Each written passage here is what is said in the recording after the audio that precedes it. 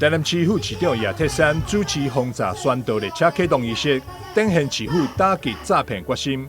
希望透过这次活动，让民众更加了解各种诈骗手法，并学习如何保护自身的财产安全。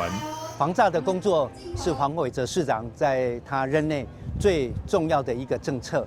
那不只是警察局，各局处大家都一起来做防诈的一个工作。那这一次非常感谢谭爱珍女士愿意来承担我们防诈大使这样子的一个工作。那接着她就会进入到我们37区，为我们的民众，尤其是一些高龄者的这些长辈们，大家来做所谓的防诈的一些宣导。那也把她个人的经验跟大家来分享。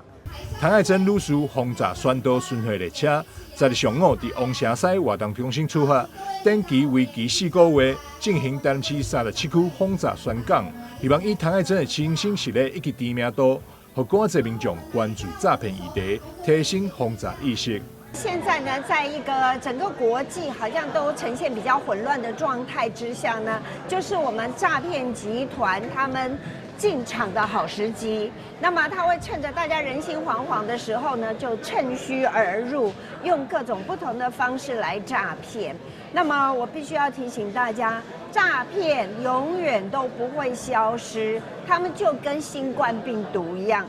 他们会随时随地的都在我们身边。我们回想这几年，我们防疫做的不是很好吗？因为大家都很努力，很有警觉心，所以我们现在呢，防诈要如同防疫，我们也是一样拿出我们的警觉心，我们好好的预防诈骗。我相信我们可以把诈骗降到最低最低。那么每一个人都学会保护自己。我非常的荣幸能够邀请到谭爱珍女士来担任我们台南市的防诈大使，那深入到我们37区呢，来做一个市诈的一个宣导。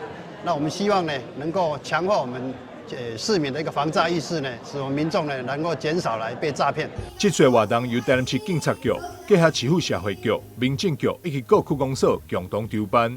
列车启动了后，为4月到7月，总共4个月时间，完成37个行政区的宣导活动。也欢迎各区的市民朋友踊跃参加，提升自我反诈智能。记者张秀维采访报道。